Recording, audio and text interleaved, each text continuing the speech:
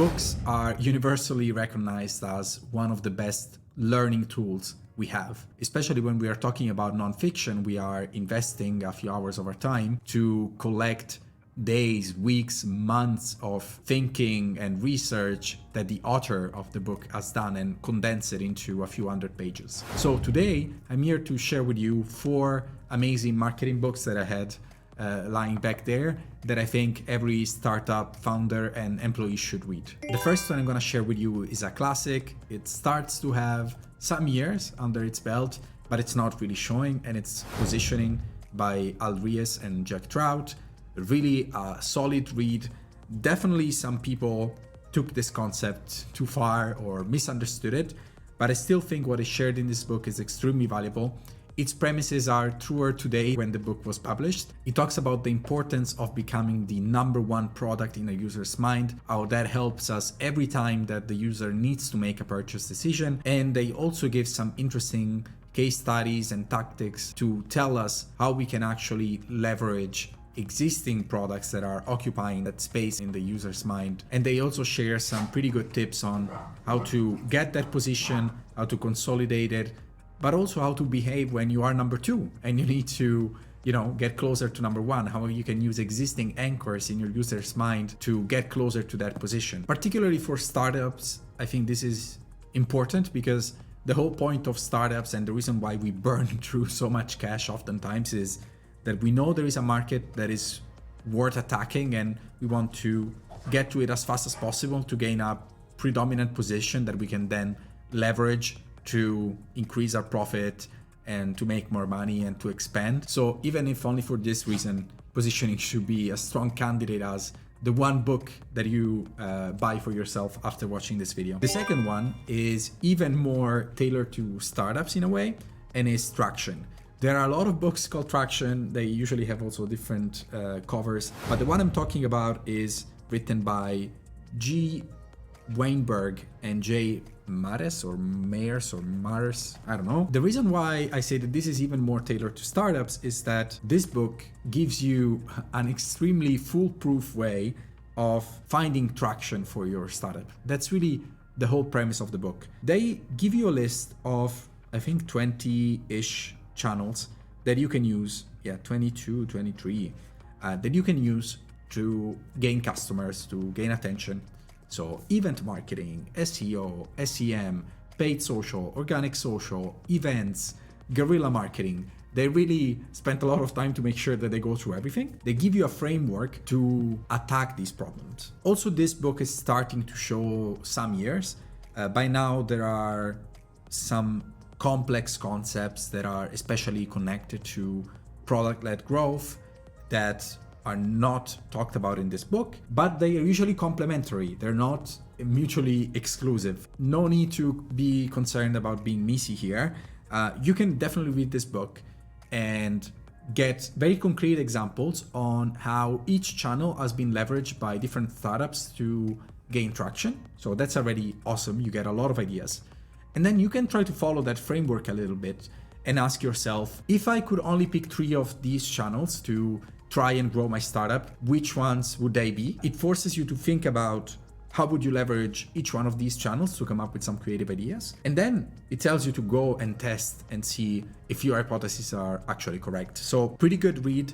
Definitely suggest you pick it up if you didn't already, or if anything, just Google 23 channels of Traction or how many there are and do this exercise by yourself. Then you can decide whether to buy the book or not.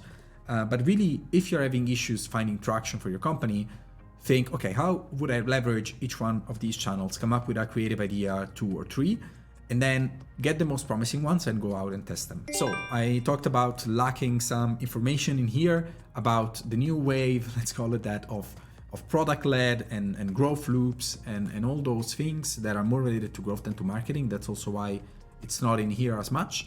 But the next book is Product-Led SEO by Eli Schwartz, the handsome man that you can see in the back here.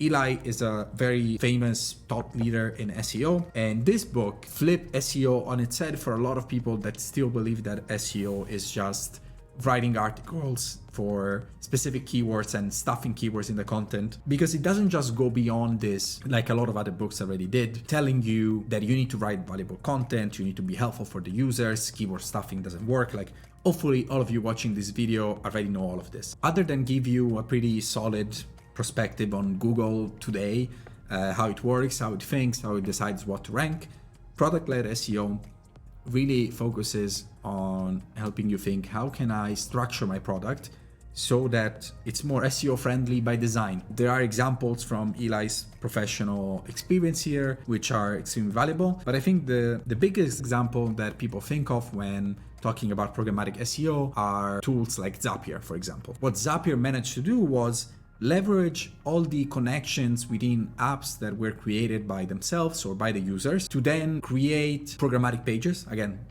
built automatically without having to write anything themselves, hire writers. And these programmatic pages started appearing for all the people that were looking for how to connect Google Sheets with X, how to automate tool Y. Every time that an app was listed on Zapier, every time that someone connected two different apps in Zapier, or even before someone did, they had a page ready to rank for those queries.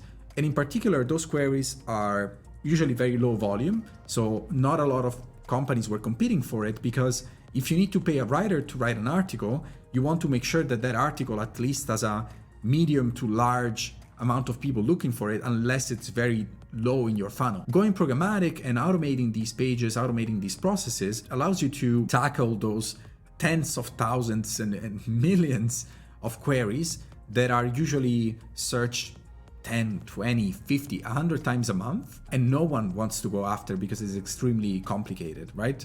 Or at least no one wants to go after it in the traditional way. So especially if you are first to Google on this, you're gonna get the compounding effect of being extremely highly placed on a lot of different queries. You're gonna get the traffic value at the end of the day, even if it's 100 here and 50 there.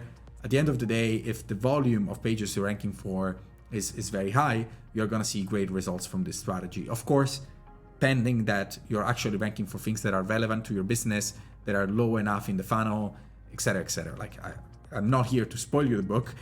Definitely a good read. You should pick it up if you are somehow thinking of how can I use SEO to grow my company faster, and how can I do it for cheap, right? Because usually SEO is always mentioned as a free channel, and it is in a way. It definitely continues to scale for free, even though it requires a lot of maintenance as well. But if you need to hire writers to write articles, it can also get pretty expensive pretty fast. Fourth and last book for today, maybe the one that branches out the most of the marketing area and starts looking into product and growth, and it's Hooked. A really, really amazing read. I remember Tommaso from 2018, probably, or 19, being blown away by how well the extremely valuable information was distilled in this book. Like, it's a pretty small book. It's 150 pages, at least the version that I have here. There are a lot of images, there are takeaways at the end of each chapter, and yet it manages to pack so many valuable things in here. I thought it was insane. The goal of this book is really to understand how do certain tools get us hooked. That's where the title comes from. How do we get addicted to Instagram? How do we get addicted to all the social media apps that are currently flooding the market, right? We get a pretty clear answer on how the cycle works in our brain, and how people need to work for something, but then the moment they work for something and get the reward, they start getting addicted to that feeling, and so they search for it again and they come back for it, and at some point it becomes a habit, even though we don't want it to become one, right? Hooked basically teaches you this principle and invites you to use them for the greater good, which is very important as well and really appreciated. So the idea is, do not use it to build something bad for your users, use it to build something positive, something that can help people quit smoking, for example, right? I decided to include this book in the list of marketing books, not only because I actually realized that I still don't have a lot of books in this office and I needed a fourth one, but also because I believe that nowadays every marketing professional needs to know about these concepts. And sure, they might be closer to product, to growth, but if you want to be effective in the way you market something, nowadays, especially if you're working on startups, if you're working on software, you need to also be able to think about how to design your product so that it works better. This is going to make you so much more valuable when talking to colleagues that actually do these things on a daily basis. It's going to allow you to ask better questions when you are promoting something, on how to promote it or on what to promote. You will realize that there are some components missing in your product that, if implemented, would allow you to have much better unit economics, and so you could spend a lot more on customer acquisition because you would get a better return, you would get better activation. Like, all these things are interconnected, and we need to know what other people know in order to be able to take better decisions. Otherwise, we are blind on 75% of the impact that our actions are going to have. And this is a perfect book because, again, it's compact, it's extremely simple, straight to the point. You could probably even just read the takeaways at the end of the chapters and get a pretty good idea. For sure, he has been a guest. The author of this, Nir Eyal, has been a guest to many podcasts. You can start from there, see if it interests you. But yeah, definitely a worthwhile read. Let me know which one of these 4 books you read already, what you think of them, or which ones you decided to buy after this video. I'm really curious. Also, let me know what's the next group of books you want to see. Definitely gonna make one about growth, one about sales. Tell me also which other books you think I should read. I would be happy to add it to my never-ending reading list and never get to it probably, but still, you know, it'll be there, and if it interests me enough, maybe it will skip some positions and get to me faster. As always, I thank you for watching, and I cannot wait to see you in the next video. So please click on the subscribe button and do all the things that YouTubers usually tell you to do. All right, bye bye.